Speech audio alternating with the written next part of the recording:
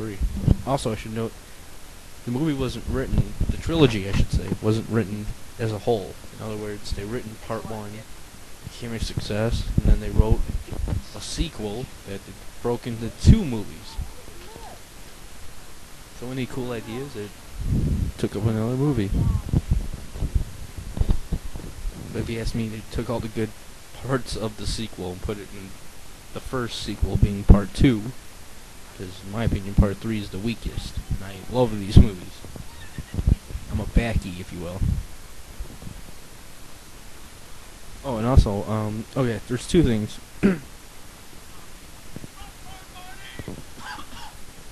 I'll explain the big change. First off, small one is instead of a camcorder, Marty took back with him a tape recorder. In other words, like a tape deck with a microphone that he got wrapped around his leg when he was sent back in time.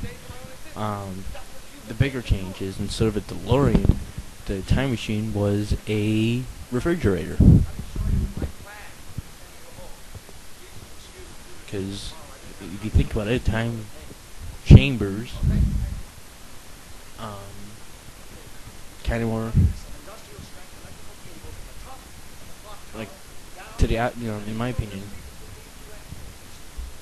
like a time chamber is more obvious. If you, I don't know if I don't can't think of a better word than a time car.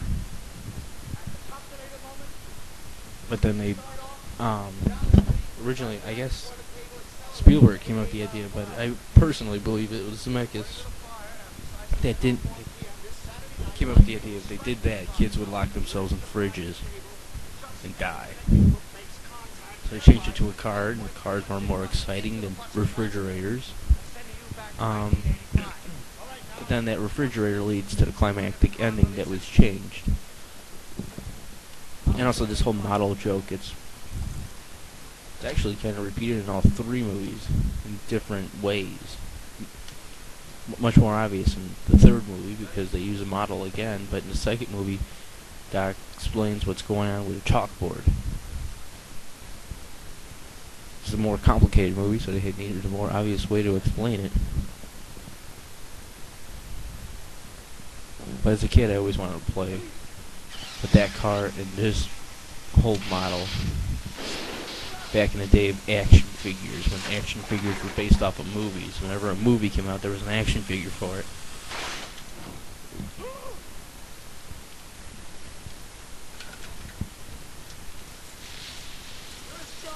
And this whole model scene, explaining it, and a character knocking on the door afterward, repeated in part 3. But I'll get to that later. If you watch all 3 of these commentaries.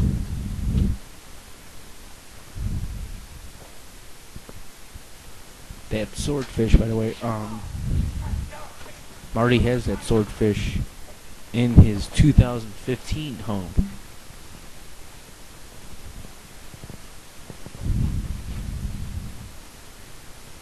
Maybe not the same exact swordfish, who knows?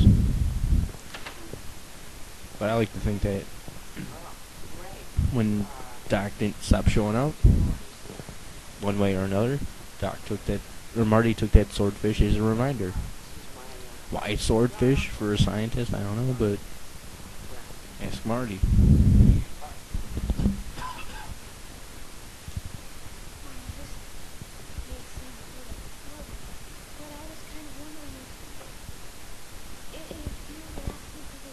Also, I like that Doc has all different types of science objects throughout his lab, not just electricity, which is what obviously Doc goes on to study after 55. But he also has a chemistry set and a globe. You know, it's there.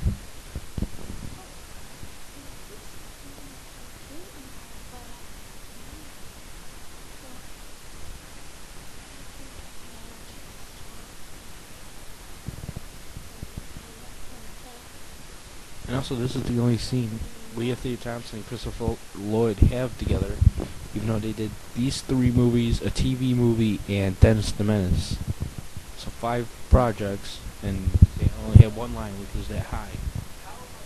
Or one conversation, that was it. And also, okay, you're probably wondering what Marty is carrying right now. That's a punching bag. And Marty was gonna try and get his dad all tough up and stuff. And again, in the original script, George goes to punch with his right, hits his hand.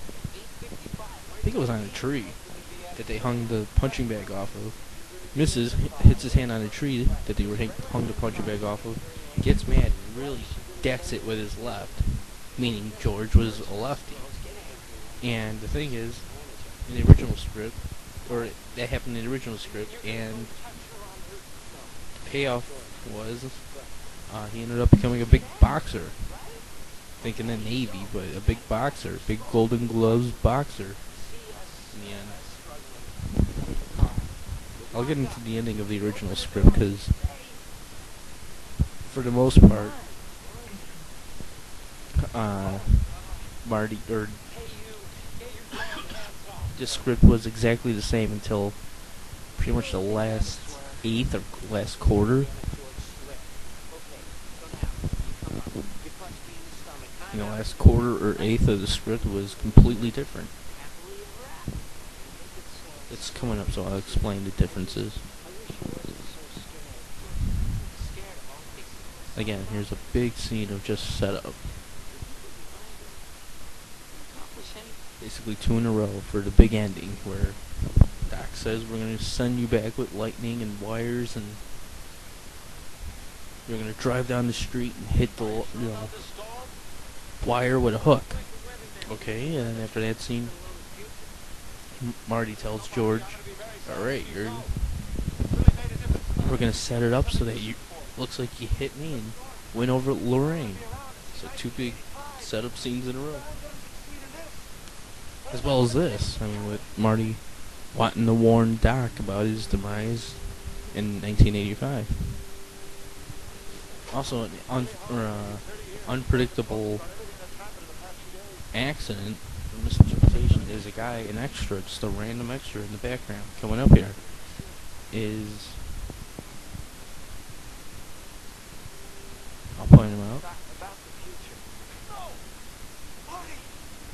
that guy right there on the bike, dressed exactly the same way the 1985 Doc dresses in Back to the Future Part 2, who also is riding a bike, who meets Doc in that same square approximately this part of the night. So maybe people think that's Doc. I like to think it is, but it wasn't meant to be that way because they didn't write all 3 movies at the same time. They wrote 1 movie, then. And also, if you take a visual image of that letter, it's not the same exact letter that Doc has in 1985. Also, here's another deleted scene coming up.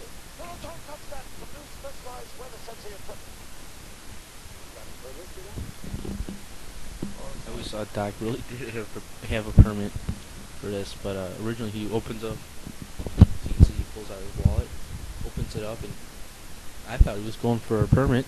Instead, he pulls out 20, gives it to the cop. The cop says, "Not gonna burn anything else down tonight, are you?" Doc just shrugs it off and goes, "Nah." He tells Marty, "You better get going." Marty's a little nervous about what he has to do with his mom, and Doc's like, "Why?" Marty's like, "What if I do this and I become gay?" Doc's like, "Why shouldn't you be happy?" Couple, double meaning jokes. Marty's like, "Well, I don't want to take advantage of my mom." Doc's like, "You're not going to take advantage. You're just going to have a few liberties," and winks. And Marty goes, "Okay, fine, but if things don't work out, what time do you think I'll start vanishing?" And Doc goes, "Beats the hell out of me." End of deleted scene.